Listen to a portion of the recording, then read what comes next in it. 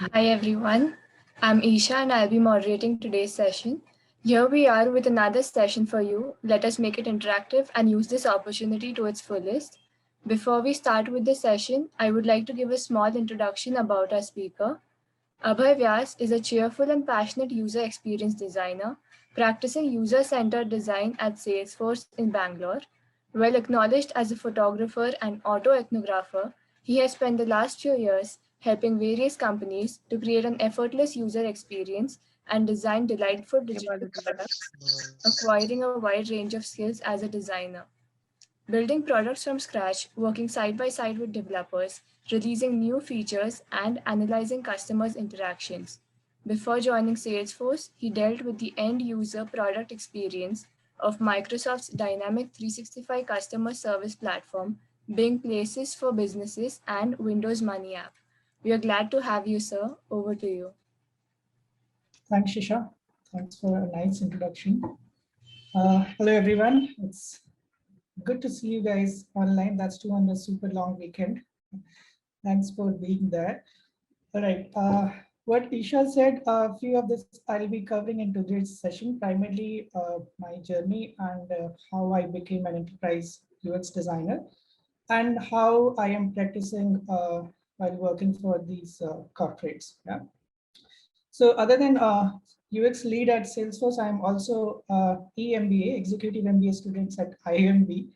And this opportunity came in like because of the lockdown, offices were closed. And I thought of why don't I try something new? All right. So we'll move forward.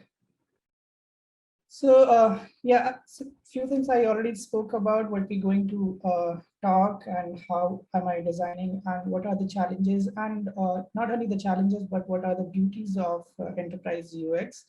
So we'll be covering all of it. Before that, I'll talk about the current process, what I have been working on. So I am working on public sector cloud. I am owning the entire cloud. And when you talk about Salesforce, it's cloud. There are a lot of industries which we have public, healthcare and insurance and manufacturing, a lot of it. So I have been taking care of primarily for public sector from both the organization side, also from the community where citizens and any business owners are going to interact with the government, how they are doing it. Other than I have been also taking care of the Velocity platform. Velocity you may not have heard of. It's a small startup which we acquired a year back, and we are onboarding all the designers, the products to the Salesforce ecosystem. So when I was talking about public sector cloud, it's since this is enterprise and we being consumer consumer side of it, never get to see what exactly happens on the enterprise side. So what I have done, I'm going to show you a quick product intro, what I have been working on, so that you get to know what exactly is my role, how I work, and what is this enterprise product. You'll see that Salesforce enterprise products are a little different than the uh, other enterprises. We try to, make celebrate the design and the relationship with our users. So quickly, this is a 3 minutes video, and I hope you guys are fine. I'll just play it and just ask for your confirmation whether you can hear the sound or not. Yeah. Sorry. And today we have a new industry. Are you getting sound? Yes, sir, it's audible. Okay, great. So and today we have a new industry solution for the public sector. Let's take a look at these intelligent innovations that are helping governments go digital fast and helping local businesses get back to growth. Let's head inside. I want you to meet Ozzy. He's a local business owner looking to reopen his small business for outdoor dining so he can get back on track. To do this, he needs permits, approvals, possibly construction. He starts by visiting his city's website to apply for a parklet permit. This is no longer a paper process with a long wait line. With Einstein Automate, the process is digital, secure, and fast. He's guided through this intelligent experience thanks to the new public sector industry solution. Einstein Automate integrates data from other systems, personalizing the experience. And in just a few clicks, he's done. Now, after submitting the permit application, a lot goes on behind the scenes. And here, a permit officer is in his home office, working the application record that was automatic.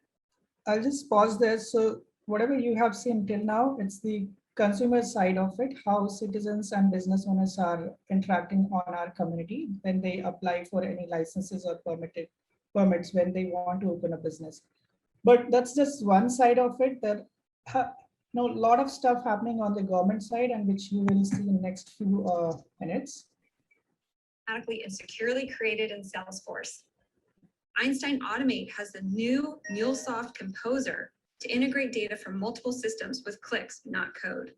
Here are city zoning records from a homegrown system, fire department connections from an on-premise system, and municipal transport maps from an external system. And Einstein Automate has a new flow orchestrator to drive a complex series of processes, from space planning to safety checks, even invoking our new Salesforce functions to generate PDFs and use our platform services to send them via email. Now pay attention, as Einstein Automate is also anywhere you work.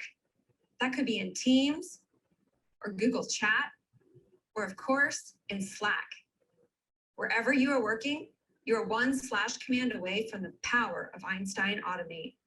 And here in Slack, it's easy for the permit officer to confirm information, add notes, collaborate, and notify the construction officer of their next step in the process. Einstein Automate has orchestrated everything in the background, bringing automation, integration, and intelligence to the employee experience. Okay, let's fast forward. Ozzy's permit is approved, and Einstein Automate is smart. The flow guides him through the final steps to confirm dates and suggested next steps. This chatbot is using intelligence to have a conversation directly with Ozzy. Okay, he's ready to print his permit, emailed to him as a PDF. All right, now that Ozzy's got his permit, he can safely open his business for outdoor dining. And that's the power of Einstein Automate, making every experience intelligent with complete end-to-end automation from the front to the back office. Yep. So that's the beauty of working on the enterprise. This is so complex, and you get to work on like a lot of other components other than just your product, how you are integrating, how you are communicating with other designers across the board, across the clouds. And hope you understood what I have been working on. Let me just, sorry. Abhay, I have a question. Can I ask you now, or should I take it towards the end? Let's make it interactive. Sure. So Abhay, this product looked very interesting and exciting, and I'm sure that there are a lot of SMEs in India that can use some of these products to automate their businesses. But the penetration in India for products like these is still quite low. Any particular reason, and what's your view on that? It primarily depends on your government, how strong, how are your services are. So right now, if I tell you that this product is being used by America and Australia primarily, the government, and there are a lot of city councils. So if I tell you like how government is making money and how they are making sure that each and every business is adhering to their regulations and rules, it's a two-way communication. I want to open a business, I apply for a permit because it's mandatory by the government or the city councils, where in India, it is not right now, right? And that's where like government doesn't have a visibility on how many businesses are there running without a permit, without a license. So if you see in India, there are few businesses which requires licenses like restaurants. They need to have fire permit, they need to have establishment permit, whatever names they are using. Even the liquor is a very good example. Without permit, you can't open a liquor shop. So that's where, so even like what we have been also trying to get into these small market where we can interact with the government and try to understand what are the gaps in Indian market and how we can bridge them. So we already know about the foreign markets, how the government and these councils are working, and we can by learning, since we have a like very big sales team, marketing team in India right now. So we are also trying to get in with them, like understanding the market, what are the jobs to be done there, so that we can, start catering these experiences. Okay, interesting. So, and then when you talk about enterprise, you always have to customize it as per the user's need, right? And users, when I say users, like for us, they are our customers. Yeah. So I'll quickly touch upon my journey. A few of the experiences which I did 10 years back, you'll be looking at it and you'll maybe like laughing or smiling that because few of them doesn't, there's a drastic change in the UX and even the UI and other sort of things. Okay. So I'll start with Whirlpool. This was my internship right after my college 10 years back. And I was supposed to work on a smart eco washer. Not supposed, I worked on a smart eco washer. And other than that, since I was the only one, interaction designer there, because the whole company was primarily a product and product designer. So they used to design a lot of products and interaction design.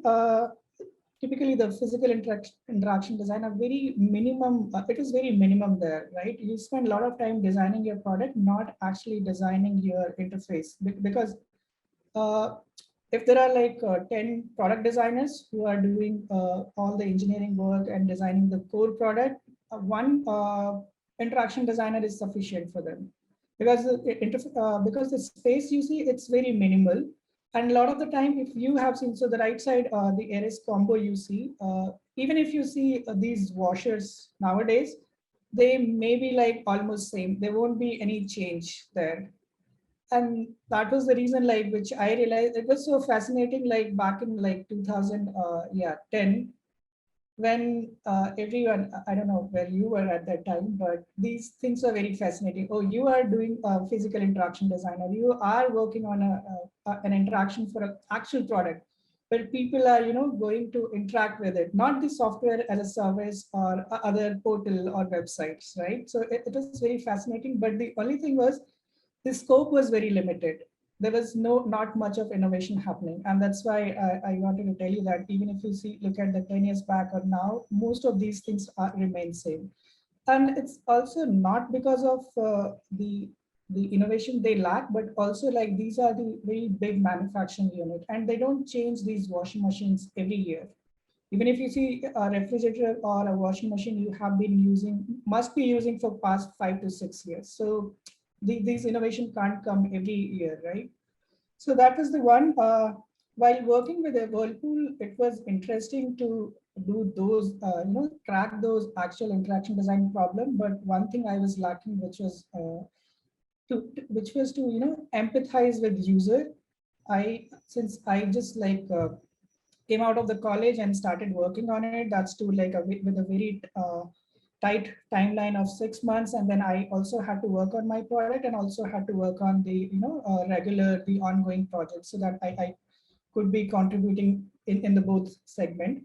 So what I realized that everything is good, this is fascinating, but I should be learning more. And what I did, like after Whirlpool, I joined a very small research firm in Delhi. It used to be Center for Knowledge Society. Now it's called Vihara Innovation Lab. So they focus more on how these small cities and in India are doing and what are their needs and needs and wants there.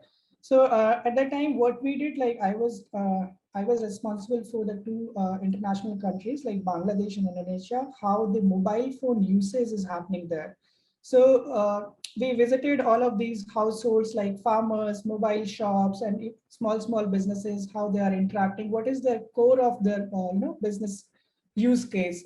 Business use case as in like how they are making, how they are taking the advantage out of the mobile. And even if you remember, 10 years back, there were not like very fancy phones. They're like still the touch phone, and even the touch phone with a 2G internet service.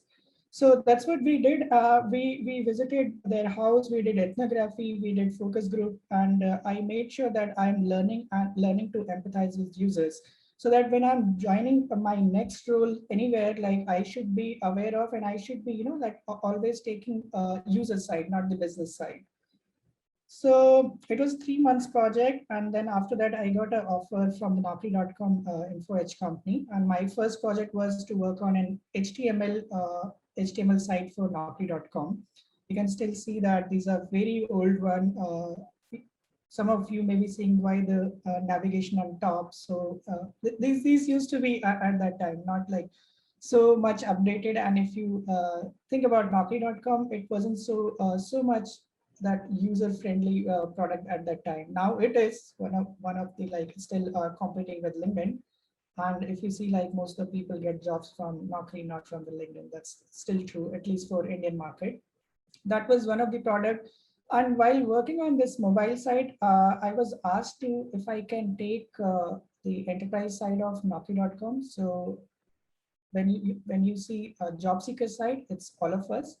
But there is other side of Naukri, which is for the recruiter. How recruiters are, shortlisting these resumes, interviewing them, how making sure that whatever their requirement is, they can download these CVs, share with their hiring manager, or you can keep tracking these people. So we came up with a career site manager, a product, career site manager product, where recruiters can come, they can create their project, they can create their requirement and start, putting their CVs, and not only from Naukri.com, but even from other platform also. So you just have to purchase our platform, or you just have to use our platform. Even if you have offline CVs you have from LinkedIn, you keep downloading and keep routing them to our career site manager, and you can start managing, and you can start managing each and everything there. You don't need to go anywhere else. So even if the best part of this was like even if someone doesn't get hired, you still know about him, what was he lacking last time, and whether he will be able to take up the other role, which may require other skills, which may require a less number of experience. So that was one. And since I was also interested in designing the framework for the products, this product was built from the scratch. So we made sure that this product follows some UX and UI guidelines. So whenever we start working on a new feature or new improvements, people are making sure that there is some consistency and it doesn't look like a different product. Yeah. And also like how if I was the only one guy who started with this, but after that, a lot of designers, they onboarded. So we made sure that there is a consistency and there's a very, zero learning curve even for the designers, not only for the recruiters. So that was Naukri.com. Like working for three and a half years there, I got an offer from Microsoft for the Windows app. So this was my Windows app first project, where I was asked to lead a product for finance applications. So this is a completely new domain, consumer application, and Windows back in like 2014, Windows was designing a lot of their in-house applications. So this application is still there. A lot of like visual design I learned here, other than interaction design, because this project was primarily for the news applications, how users are consuming news related to finance. And then there were other tools, like you can do the shortlist your currency, you can shortlist your stocks, and you can follow them. So everything was related to news and stocks. Yeah. So that was a 1-year project. It got over, and I was since I was working for the Studio 91, so everything is in the same studio, and we were asked to move to. I was asked to move to the Microsoft Bing. So I worked on the answers. I started with answers, and after that, I was moved to the Bing Places for Business. So when you go to the Bing, you search for businesses, you search for restaurants nearby, you search for pubs, and even like small services nearby. I was taking care of it. It used to be Bing local experiences. But what we realized that experiences were already there. So we were, I was asked like alongside if I can also take care of Bing Places for Business. And when we talk about Bing Places, how these business owners are coming and adding their places on the Bing, and they are managing their listing. They're making sure that everything is intact. And when we talk about like Intacct is like their business location is updated, their timings are updated, their photos, reviews, and everything is intact there. So that they're making sure that whatever information we are providing to Bing users, it's accurate and it's up to date. On the right hand side, if you see, this was other than like working on the regular project, I always work on a vision project. So this was a Bing cards, which we were calling at that time. So while you are interacting with anyone on your messaging application or any applications, right, you can just pull out these cards. So a quick scenario is like I am chatting with, let's say, Isha, and we want to go out for some food, and where do we decide? Either it's phone or it's chat, right? So I can just pull up like, oh, looks like these are the nearby restaurants which are open, and the rating is pretty good. So why don't we check them out? So rather than we are sending our users outside the platform, how do we, keep them intact there so that we don't break that experience. So yeah, we started working on some restaurants, movie, shopping, and even like the cab booking experiences there. So it can be just a keypad, and you can start using it anywhere within any application. Yeah. So that was the second one at Microsoft, and the third one, I was done with it, and I was again asked. I never moved to these projects. Yeah, I was asked to take responsibility of these. So this is primarily Microsoft Dynamics 365. I'm not sure if you have heard of the enterprise side of Microsoft, which is primarily for the sales, service, and marketing. We call them CRM. So I was responsible for the customer service, which is a customer service platform, and we started with the omni-channel solution. And again, on the left-hand side, this is what we did, and it's already in market. That's why I'm able to show you. And on the right-hand side, what I was telling you, like whenever I work on a project, I make sure that I'm also working on a side project so that my energy, my skills, and my knowledge is always up to the date, and I'm making sure that I am always influencing the product owners and business owners while I'm working on it. So the first one is like a customer service platform. Uh, whenever you reach out to you as a consumer, reach out to let's say HP, and you have some issue with your printer. So what he'll be doing, before even reaching out to him, he'll be getting a pop-up, all the information about you, what product you have been using, how have you interacted with the product in the past, and what was your issue. If there any case against you, so that we can try to handle it. We don't have to start from scratch. And once he knows all the information, he'll start solving your problem. All right. So that was Microsoft. Then this is very interesting. After that, if you have experience in enterprise and you already know the product, there is a demand for you. People will be asking for you if you want to move. So I was working on Microsoft Dynamics 365, which is a competitor of Salesforce. So I got an opportunity from Salesforce to work on the public sector cloud, and both of them are CRM products. So this was a good opportunity. And Salesforce, if you know about it, it's one of the best company, one of the top company who's innovating in the enterprise applications. So yeah, this was the project which I showed in the video. So business license application, how are you applying it? What happens on the government side? How they are making sure that they are looking at all your information and approving the application so that the business owners can run their businesses freely.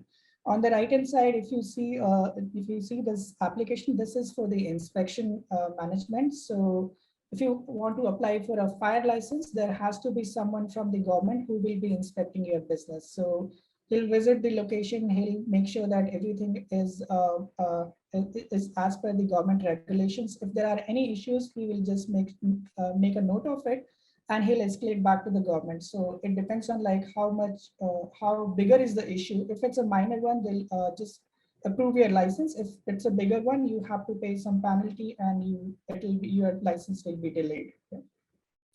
And everything is part of your ecosystem.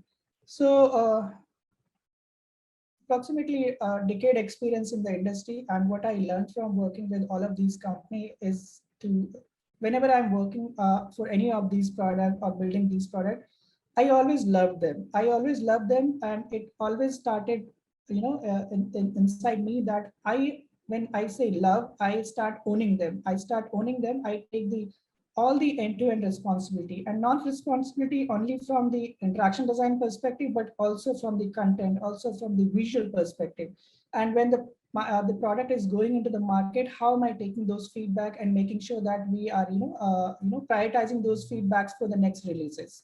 Then the coherence, this is very important for me, and we don't just build products just for the sake of like there is a requirement and I have to build it. So what we try, and what I always try, is whatever we are proposing, whatever we are innovating, it should look like a part of. It shouldn't just look like a feature there. Right? And the energy, when whether you are working in the consumer apps or you're working in the enterprise, you should always have the same energy. So it shouldn't be like because you start on a very high note, I want to change the world, I want to change my product, but till the time it comes to into the development, there are a lot of what do you call it, trade-offs you have to do with your engineering team, your product team. So make sure that whenever you are working, you always have the same energy, so that people you are working with, they also value your inputs, and they also know that, okay, yeah, if not today, we will be making sure that we'll be going to that point tomorrow. And that's what I learned, and that's where what has helped me to keep up that energy, so that everyone is excited and about the product from the all the stakeholders perspective, and everyone is keep innovating. It's not like you can innovate in 1 month or 2 months. Yeah. So that's there. Now we'll move to the enterprise UX. We are already 30 minutes past. Okay. So coming to the enterprise UX, I wanted to conduct a poll, but it should be fine. How many of you know these companies? Can you just read them and tell me? Anyone wants to tell that? If anyone knows like all of them? Yeah, most of them. That's really, the question wasn't for you. Any student who can tell me like he knows these companies? Atlassian or Slack, Cisco, Shopify. So this company I know. Okay, great. So that's good. Like these are very good companies who are making like a big difference in the enterprise. And when we say enterprise, they are making sure that these enterprise software is not like the ancient one when 90s software. So if I talk about Slack here, so Slack is acquired by Salesforce, and it's primarily it's actually a competitor of the Zoom and even the Microsoft Teams. So and it was a very small startup, started in 2008, and now it's a very big company. They are still in enterprise, and they are doing a really great job there. So So Abhay, to add, we officially use Slack at Avantika University, and in terms of Freshdesk, in fact, Freshdesk is an offshoot or people who've come out of Zoho and started it. So we had hosted the director of engineering of Zoho on our podcast, and we've been trying to chase someone in Atlassian as well to join us on our podcast show, and same for Asana as well. Some of these, I mean, very, very large enterprises. Interesting, yeah, and all of these have made a very good impact on the enterprise software, and even like they are when you're talking about Atlassian, their Jira product is one of the best. And I think like if you talk to any engineer who's in the corporate, he'll be always vouching for Jira compared to any other software. Same with Freshdesk, they started with the small businesses for the CRM product, and now they are growing very fast, and they are bringing those changes which everyone is looking, in the enterprise world. Yeah. Okay, we'll move to the next one. So what comes to your mind when you think of enterprise products? Can anyone say, or B2B products? yeah. Okay.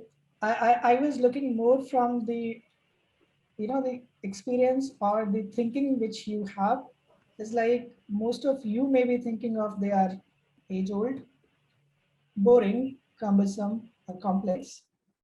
That's perfectly fine. There shouldn't be any issue. But these used to be there in 5 to 10 years back. Now, when you talk about the enterprise product, they are well ahead of the curve. They may not be like competing with the consumer product, but in terms of like solutioning, in terms of like giving the experiences, making sure your users are able to use it, or even like increasing the productivity, they are way ahead of some of the consumer product also. So if you have this phenomena, or if you have this understanding that no, enterprise is not good, then you may be wrong there. Yeah. So yes, just a quick introduction. What is an enterprise product?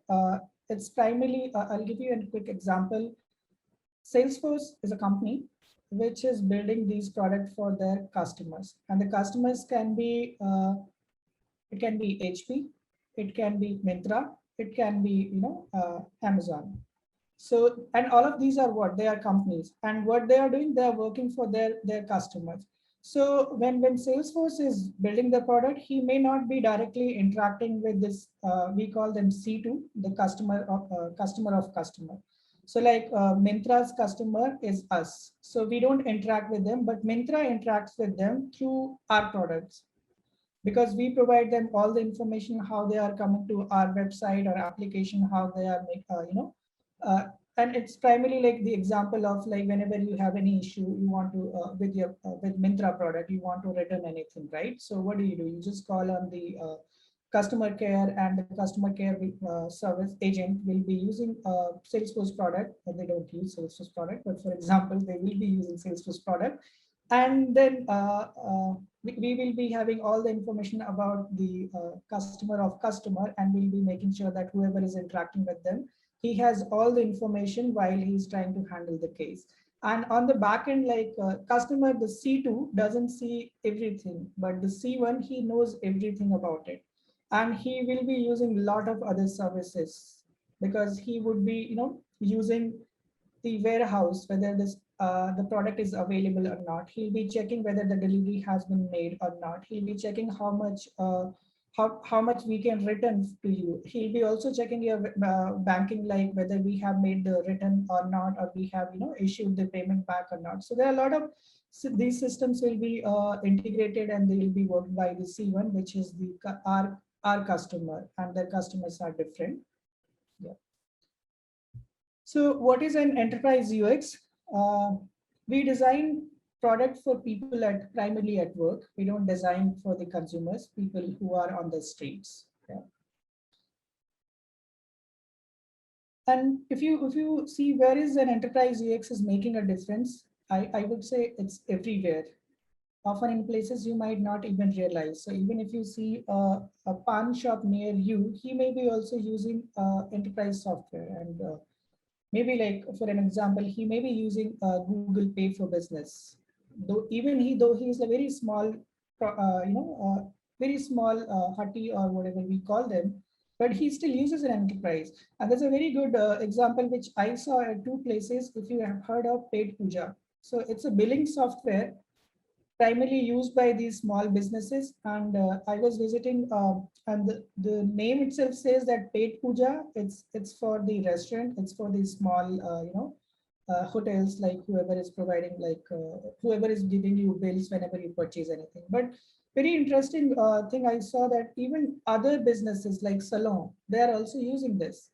So when you go to any salon, I mean, I have seen in my neighborhood, like when I go there, they send me a message, and the message comes from Paid Puja. And I got the same message from when I went to there's a mithai shop near me, and he also sent me the same message whenever I paid. He asked me whether you want a physical bill or you just want a SMS. I said just SMS should be fine. Then I realized that, oh, this is very interesting use case, how these enterprise small software like trying to cater the different business need. And later I visited this salon because I know them. So I asked, can I see your application, the billing applications? And you won't believe the entities they had in their software, they were related to a sweet shop. So basically how they are doing the billing. And when I talk about the enterprise software, everything is about customization. So when you go to a restaurant or you go to a street shop, you will be seeing all the, yeah, Rohit?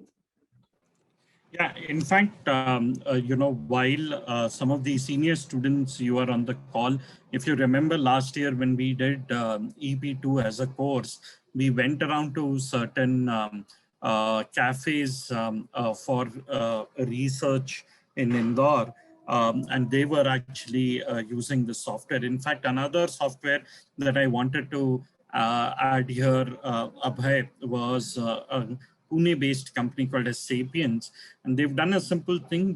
They're talking about how it is important to stretch and take a break while you are working in IT companies. So they created a plugin where you can actually do yoga, while sitting on your chair. A very simple, interesting system, and it also keeps giving you data in terms of how much time are you spending on your computer. And this data, they're sharing it with their HRs of the company, talking about how good is the productivity of your employees. So a very interesting way of looking at the problem.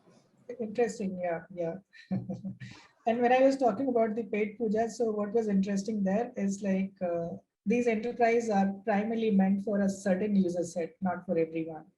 So when I was taking the sweet shop, you have those entities that how many rasgullas you have, how many other burfis and other things you have. But then the same software is being used for the salon, and the salon was also getting the same options, but he wasn't using it. So what he was using instead is like he just changed the values, the prices for those products, and he was just charging by them. So the entity remains same, just the prices are different. And he was fine with it. He's like, okay, yeah, it doesn't matter because I know what I have to use. And when we talk about the enterprises again, you are using them day in, day out, and you become comfortable with them. Whether your haircut and rasgulla is same, you don't mind it. We don't provide these.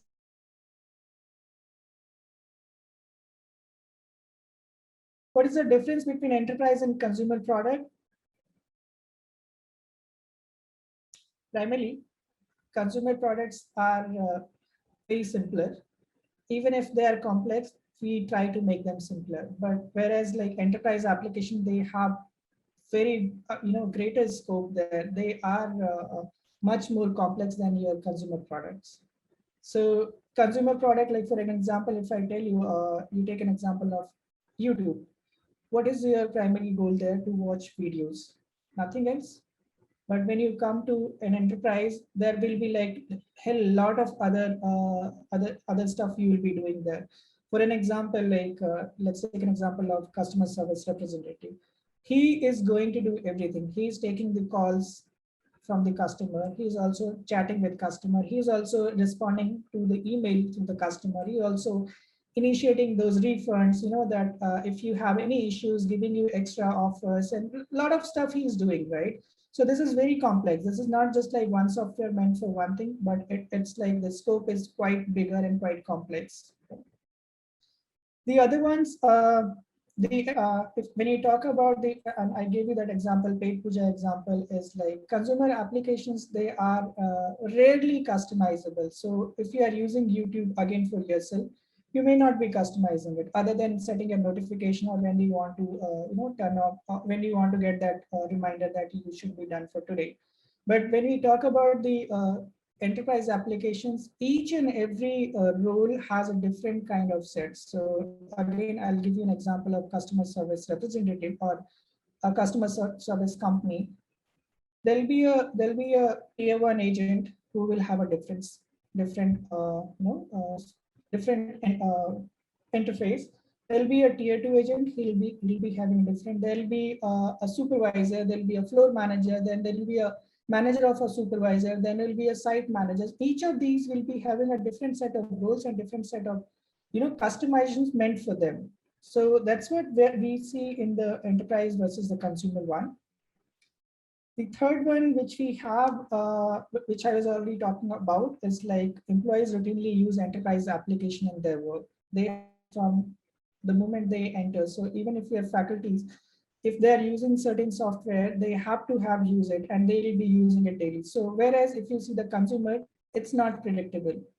If you're using WhatsApp, you may be just using like, you just have your defined time. Okay, I'll be responding to my WhatsApp messages whenever I'm free or whenever I'm like, I feel like messaging someone. So it's not like enterprise. Yeah, it's a totally different. And when I was telling that they routinely use it, they get used to it. And I'll be talking about that becomes a challenge somewhere in the enterprise application because you already know it, even if it's so complicated. Let's say for an example, you are using Zoom for corporate, and if I want to create a poll, it takes 5 clicks for an example. Yeah. After some time, because I keep using Zoom and keep creating those polls, I'm fine with those 5 clicks. I know how to perform those clicks. And if someone is telling me, no, I will solve this for you, like, no, I think I'm done. I don't want to learn anything, which is a very challenging, and I'll talk about in the later slides. So that's where happens like in the enterprise and the consumer world. So when we talk about enterprise and consumer, again, should it matter to the designer? I have worked on the both consumer and enterprise, and I think it shouldn't matter. It's the same guy. When I was talking about your faculty, they are using these enterprise software like, let's say, Zoom or email, or even they are managing your records somewhere, right? The same guy is using the enterprise one, same is using the Facebook, Twitter, or any other platform which is related to the consumer one. Why it should be different? Other than like there are it's meant for your work and it's meant for your private uses. It shouldn't be always different. And a lot of time like we keep debating on this. No, this should be different. That should be different. So it's primarily not the use case, right? Whatever experiences we are getting in the consumer application, we should be getting the same experiences there. Why do we have to keep differentiating it? Hello, sir. Yeah. To interrupt you, I have a question. So when you talk about the differences, Sorry to interrupt. sorry. Please take your name and then Okay. introduce yourself and then ask the question. Hello, sir. My name is Shubhankar Jain. I am pursuing Master of Design in Industrial Design. So my question is like, if I'm a fresher as a designer, so how I will like fill the gap of the enterprises product or the consumer product? Like you said, there is no difference. But when we talk about enterprises product, there is some complexity. So can you talk about it? Yeah. So when you say that you want to solve a problem for enterprise versus a consumer, what is your end goal? Your end goal must be to solve a problem, right? Right. That's it. There is no Right. difference there. You want to, whether it's a complex, you want to make it, you want to simplify it, right? Right. When I again giving you an example of the customer service representative, the same guy is talking to you when he is sitting at home through phone. He asks you simple question. He'll just pick up his phone and start talking to you. But when you become a consumer and you talk to the same guy on related to some product service, he is so frustrated. He has to look for your information. He has to look for your product history. He has to look for your how much you are potential for them, whether they should be returning your product, they shouldn't be returning your product. A lot of stuff is there, right? But how do we make it? How do we simplify it? Right. And most of the time when we say complex, we do the stuff behind the scene so that he doesn't have to interact. He doesn't have to deal with those complexities, right? Right. Yeah. Thank you, sir. Just keep the end goal in mind and they look same to you. Maybe you will have to do a lot of research in the enterprise one because you don't know the context. You are not the user. Whereas the consumer, you can be a user and Right. you can make some assumptions on behalf of you, right? Right. So these are the enterprise and the consumer differences I talked about, and what exactly is enterprise. Hope I give you a little bit of the clarity and in terms of like what's happening in both of these segments. What's important for me and what I try to do, and when I was saying that how these enterprise software looks like, some of the keywords I picked was boring, complex, cumbersome, right? I try to make sure that when I'm designing them, I am like I am following a paradigm, a pattern, so that these issues are never ever coming up, and I'm simplifying them. And whatever I'm going to talk about, it may be applied or it can be applied to any of these consumer versus the enterprise applications. So the first one is like jobs to be done. I'll talk about is then we have design sprint, how we are making sure that each and everyone in the organization is contributing to the designs. Not only, it's not only a designer's job. Then I spoke about the vision. Whenever I'm working on a product, I also work on a side product, and I think of 11-star experience. Even though we are not able to reach there in like 1 or 2 years, but at some point, all of us has the same goal. We want to make that product like stand out. We want to solve everyone's problem. So if we every day we keep working on the requirements from the PM or requirements from the businesses, you are not going to make any difference. You are just getting into those like requirements with the transaction based system within your organization. So you always have to be one step ahead, and you have to keep influencing your roadmap. Then only you will be like called out, and you will be asked in the enterprise where they most of the time they think that, oh, you won't be knowing it because I'm the subject matter experts, but it's not like that. You can also be a subject matter expert. Then the last one is camaraderie. It's very important, especially in enterprise, because again, it's not only you who is building the product. You have a huge team there. There are a lot of stakeholders. There are outbound PMs, product managers who interact with their customers. Then there are like visual designers, there are interaction designers, there are architect, there are engineering, there are front end, there are back end, there are like testing. There are a lot of stuff is there. So when you build a feature or build a product, when it comes to the market, so it's not only your job, it's everyone's job. So if you make a very nice interaction and it's not implemented, it's going to come back to you. And you have to make sure that whatever you have given, it's the same. It's following your it's following your the what do you call it? Whatever you wanted to achieve, it's following all of those stuff. And also like nowadays, like you may have heard that even the content is becoming quite popular. How you used to communicate earlier, it's not anymore the same. You always put that friendly, that easy to understand language forward. So you always work with a lot of stakeholders. I'll quickly touch based on these. I think we just have 11 minutes. So the first one is jobs to be done.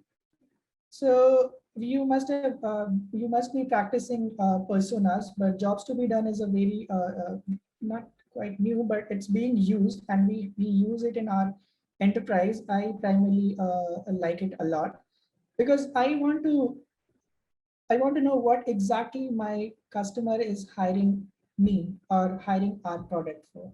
What is his primary job?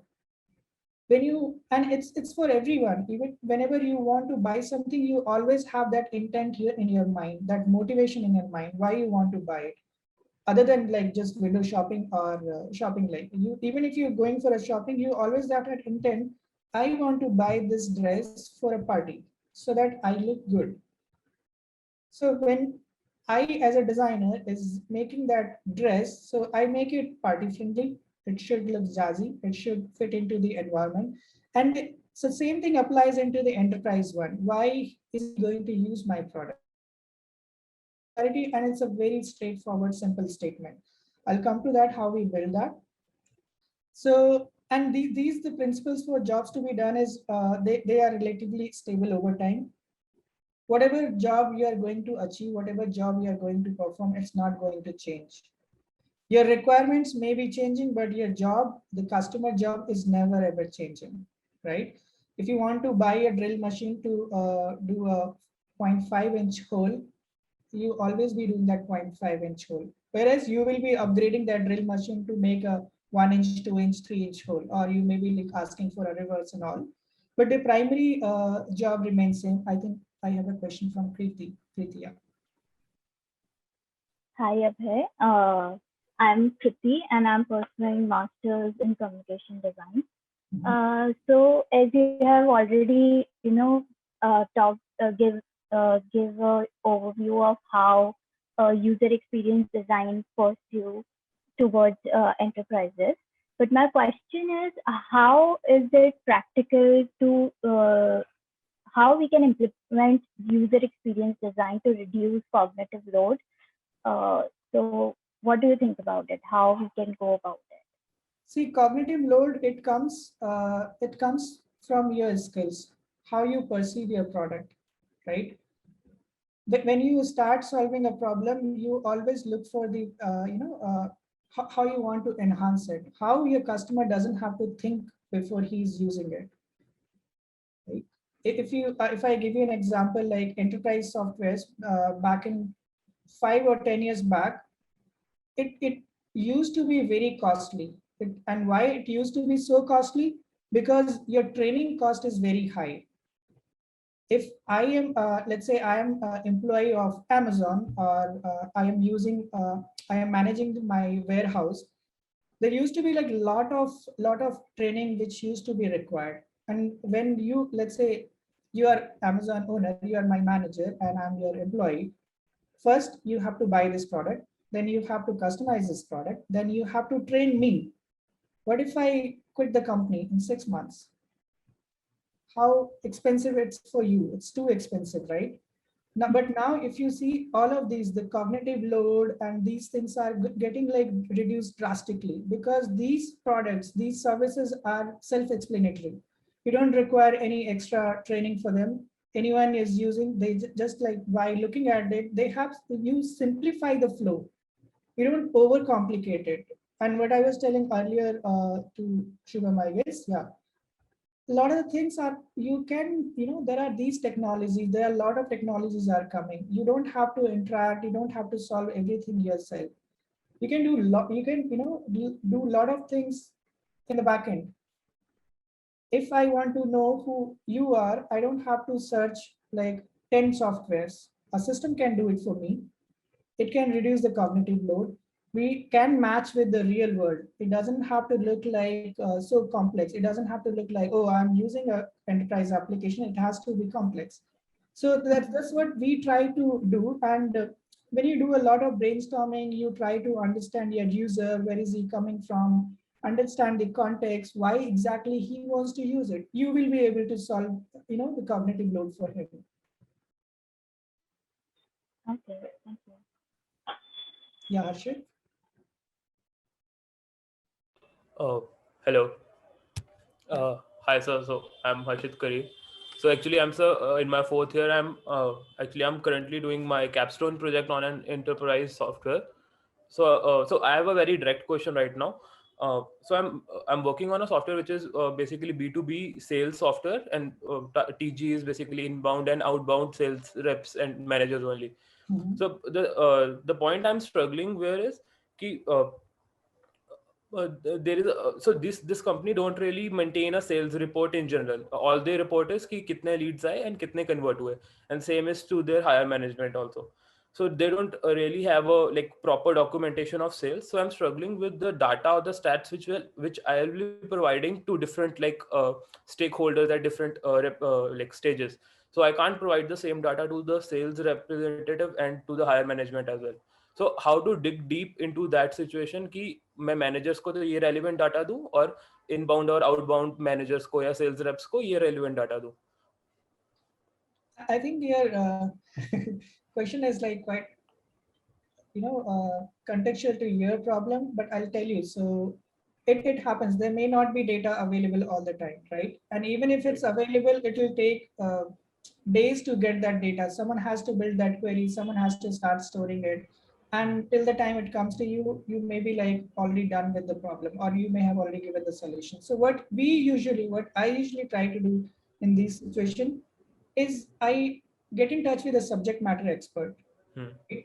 and try to, dig deep so that I understand the whole context from his perspective, not from the business perspective. So when you say inbound and outbound, I'll try to get in touch with an inbound representative and an outbound one.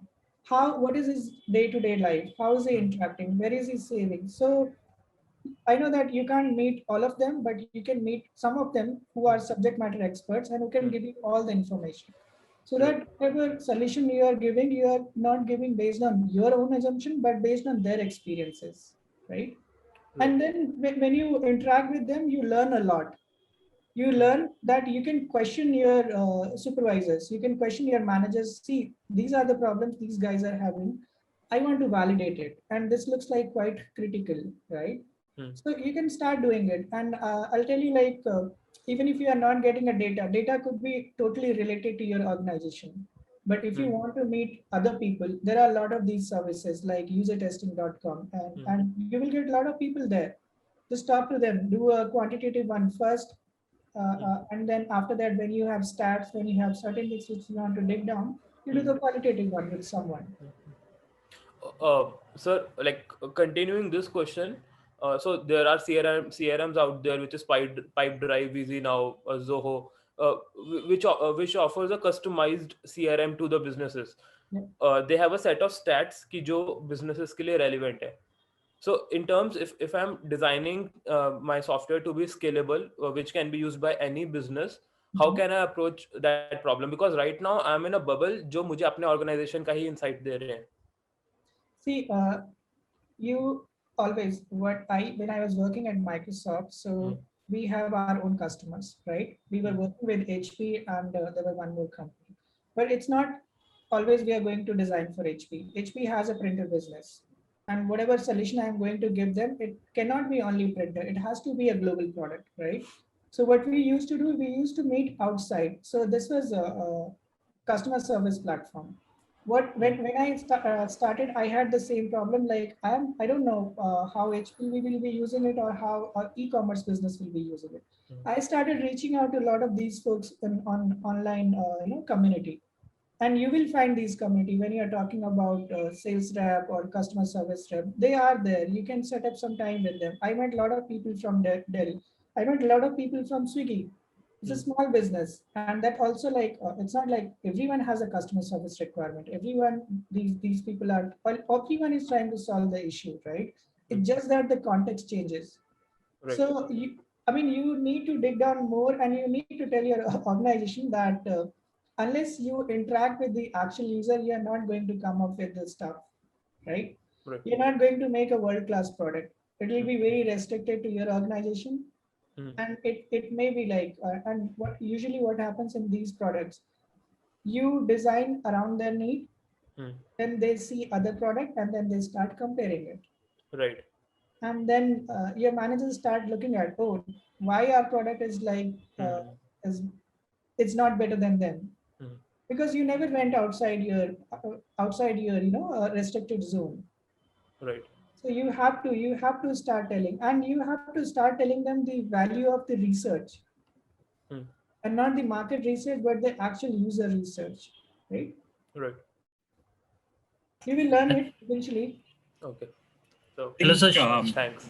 I think, guys, in the interest of time, we'll request Abhay to continue his presentation and wrap that up.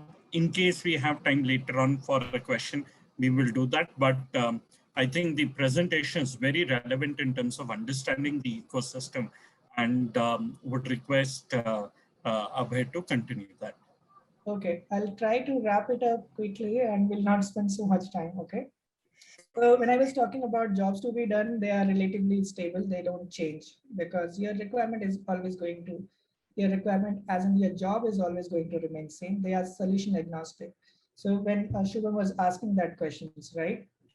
It's not like for your organization, it can be any organization, any product. So when you talk about you want to make a drill or make a hole of 0.5 inch, you're not asking that, oh, I want a Bosch drill machine or other drill machine. It's the same drill machine. It's just that your job can be done from everyone, right? And it's always in user's voice. So it's not yet like your manager or your business product owner is telling you, product manager is telling you, oh, I want this. You know your user and you are designing for him. So there are like a lot of jobs to be done. The competition is like, it can be a primary or it can be a related job. So we divide them into functional and emotional. Emotional can be again on the personal dimension or even on social dimension. I'll just cover that. So how we write these jobs to be done is, you always have a sentence and you have three related condition there. One is the first one, when, what is the situation, what you want, what, and what is the motivation for you, so that you can, what is the expected outcome. These three things, and you can just fit it in, you can just fit it anywhere. And once you start doing, I'll give you an example how I have taken a jobs to be done example. When I'm talking to my customer, right? That's the situation. I want to know what is the currently going on there in their lives. That's what my motivation is. And how am I helping them is so that I can better assist them. And you can just fit this into anywhere, and it'll, what will happen, all of all of them in your organization will be following the same jobs to be done paradigm. It will always remain same. Now you can break it down into like different requirement, but your core job remains same. It's not like you were designing a product 6 months back, there was something else, and down the 6 months lines, everything changed because your goal changed. So your goal shouldn't change because you wanted to solve the actual user problem, right? So that was one, the design sprint, which is another critical thing in the enterprise UX. It's not, you can't design any software alone. You have to make sure to bring everyone in the room, all the stakeholders, all the top users, whoever is taking those business decisions, even the actual users, you can bring them into the room and you can start designing with them. It's a collaborative workshop where we discuss each and everything. There are subject matter experts, there are engineering people who know the what could be the feasibility of your ideas, so that whenever you are getting out of that room, you have clarity. You are not like keep working on your mocks, keep changing your requirement and keep getting frustrated, right? Because if anything is getting changed, you don't even have that visibility. But when you come in a room, you discuss with all of these, all the stakeholders, you know what you are going to build. And not only like what you are going to build, how you are going to build it. Yeah. And then also you also have a lot of knowledge and a visibility from your stakeholders. Oh, that's the guy we can ask, or that's the guy who can solve our problem. So how we do it, like we send an invite to all of these stakeholders. We ask for their time. We set it can be a week long, it can be a day long. Nowadays, like we are working from home, so we are doing it on the Google Meet. We are setting up time, different slots, dividing the team, like understand, making sure that everyone understand. And it's when we say it's not from the same team, it's also from a different team. And why do we invite them? So that we can also learn from them how they solve this problem in their own context. And sometimes these problems, they overlap with each another. So what we learn something from them, we share something with them, and we build on top of each other's work. So we understand the problem, we diverge, like we come up with a lot of solutions, and the solution can come from anyone. It's not like it's only coming from designers. Then we converge into like what could be the potential idea, what could be the idea which can solve our actual problem, our actual user problem. Then we quickly prototype them. And again, when we talk about prototype, it's not a prototype like you have to build a high fidelity one or even the low fidelity. You can just do the prototype with anything. There are a lot of people, the PMs, even the engineering, they do very good whiteboarding exercise, and they can explain everything to you. So we prototype it, we take a photos, and once we are done with, we showcase and vote. We see which idea will be good, and we again take everyone's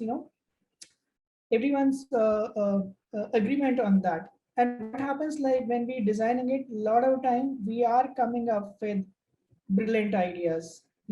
We are coming up with like a lot of good inspiration. So if you are designing in silos, you are not going to come up with these ideas. You are not going to think outside the box. We also do the cross pollination of ideas. Like when I talk, like a lot of people from the different domains are coming. So these ideas could be like way ahead, way different than what I as a designer will be thinking. And then also like whenever we do it, we also envision the 11-star experience. Like even if let's say the idea is brilliant, we can't do it today, but we can put it in our backlog. We can put in our product roadmap, right? We can't reach there in down the 6 months line, but we can reach there in the 2 years. And we always have thought about it. So, and your product managers, your business owners are aware of it so that they can start, they know that this is not a surprise for them. They are already onboarded with your idea and they will be start thinking about it, how to, how to implement, how to execute these ideas. And then they'll be start taking the feedback. They'll ask you to like, why don't you visit a customer site? Why don't you visit some of our conferences and you validate these ideas so that we can keep refining them. The third one is North Star, which is also, I already touched based upon it. So you always have to give your company and especially an enterprise a North Star vision. If you are not giving it, you are always working on those requirements. And you will be always getting those requirements. You may not be able to question them because you haven't done your exercise. So always do what is happening in the current and what will be happening in the future, how we can change the whole ecosystem by just introducing these small ideas and these futuristic ideas, right?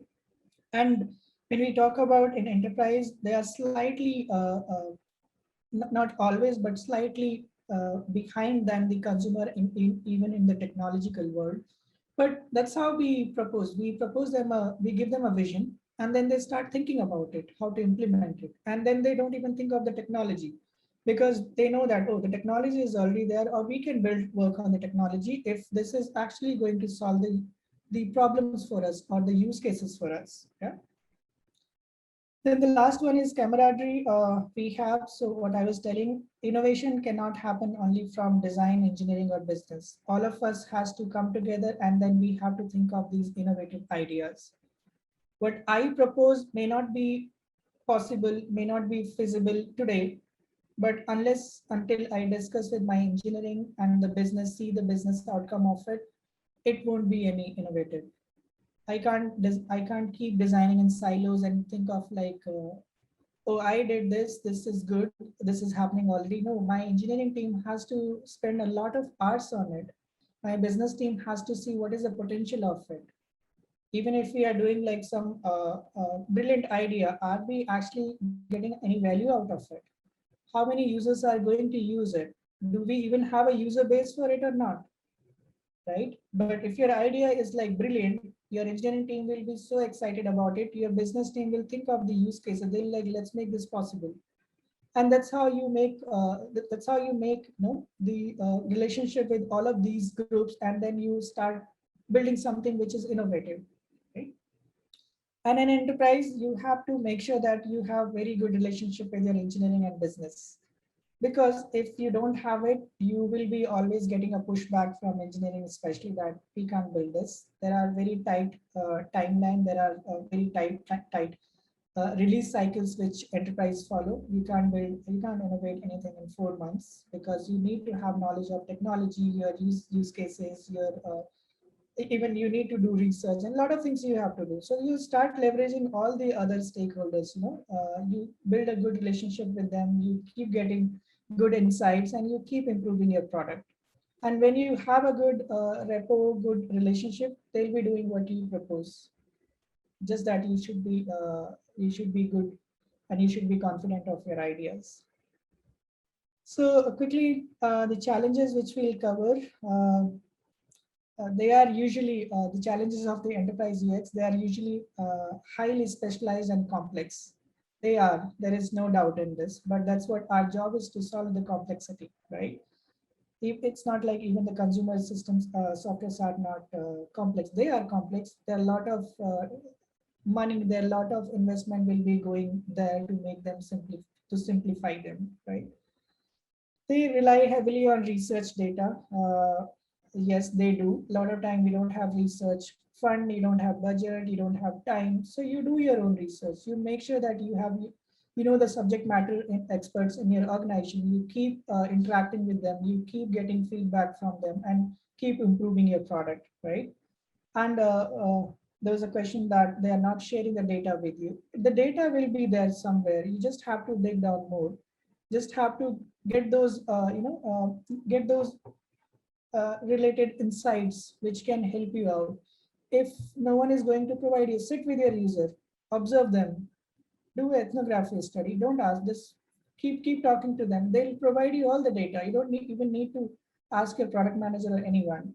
It's just that whenever you have data, you have to go back and tell your product owners that these are the issues which you feel like they are very critical for the business, and we should be stressing more on these. So yes, we already talked about this in the enterprise. It's not like you are designing for one user. You have to design for the multiple roles. And when I was talking like in the contact center environment, you are designing for a lot of roles, their duties, their profiles, everything is different. Even like an enterprise, you have to make sure that you take care of the accessibility, you take care of the security, you take care of, there are a lot of other stuffs you have to take care. And when I say these challenges, definitely you have to solve these challenges. Sometimes these challenges, they push the beauty. They push that, let's first solve the problem. We can make this beautiful little later. That's where you have to, trade off between whether you want to solve a problem or you want to make it beautiful. So it's a gradual process, but these challenges are definitely there. Then this is the last point, that what I was telling, that I can solve your problem, but my customer, they don't want to solve this problem. They are fine with the legacy and they are quite comfortable. So unless you are actually making an impact, they are not going to accept it. If I can't increase their productivity, they're not going to entertain me. So whenever we think of that, yeah, I'm proposing a new system, you have to think holistically. You don't have to think, oh, you're having problem with this feature, I can solve this. But no, he won't be accepting it. And typically in enterprise, it's not like you work on a feature, you work on a whole ecosystem. Then everything goes in a release by release. It's not like you release one feature, release another feature. So they wait for your feature, they evaluate it, they spend time implementing it, they spend a lot of time customizing it. So think of how lengthy the process is. So whenever you are proposing, is it worth it or not? If it's worth it, they will be definitely spending time on it, spending their training cost on it, their customization cost on it. Yeah. So, sorry, going back. Oh, the title still says that the challenges, but this is the beauty. So just ignore that. So what is the beauty of designing enterprise experiences? I personally like them. I am always excited about designing it because it's so complex. But the good thing there, the user goal and business goals are aligned. I want to increase, from the business perspective, we want to increase the productivity of our agents who are interacting with customers. They are not going to go changed. Whereas if in the consumer world, it may slightly change. I'll give you an example, may not be accurate, but again, let's take the example of YouTube. What is your goal there? I want to watch a video, I want to learn something. But to perform that goal or reach to that goal, I have to watch those ads. That's not my goal, right? Why do I have to watch? Which is definitely not happening on the enterprise one. I want to talk to my customer. I want to satisfy his need. I want to return his product. I just click on open my software. I get all his information. I get the past data, and I just resolve his issue then and there itself. Nothing is stopping me. So the business goal and the user goal always align. No changes there. We are helping all the business to do their work better. We are making sure that the world is, we are increasing the productivity. The world is a better place, right? So it's not like there are any dark patterns there. We don't want to do it. Whenever we say that we want to help the businesses, we are helping them to achieve something. Yeah.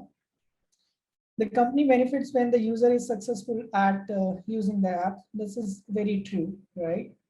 And usually, yeah, I just spoke about it. Usually there are no dark patterns. At least I haven't found any dark patterns in enterprise applications so far. I still keep thinking of what could be the dark patterns there, but no, there are no dark patterns. I want to create a product for my customer, and my customer wants to, make sure that his customers are satisfied. So everyone is working towards the same goal. That yes, let's solve.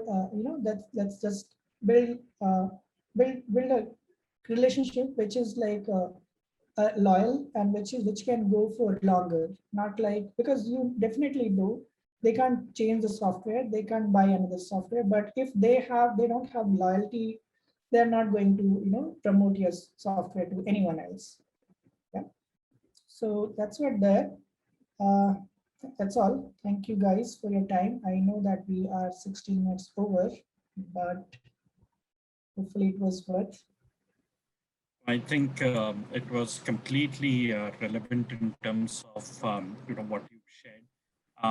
And I definitely recommend to all those who couldn't join in time to check this out later.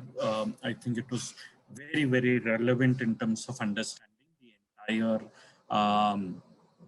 enterprise software space and how huge it is completely in itself. Unfortunately, we don't have time for Q&A because we need to head for the mentoring session. So Isha, I request you to give a vote of thanks, and Abhay will then connect on the mentoring call. Yes, sir. So as we near to the end of the session, I would like to thank you, sir, for taking out the time and conducting this session. Whatever you talked about and the insights you shared, they were all very helpful for all of us. And we wish you the best of luck in all your future endeavors. Thank you so much.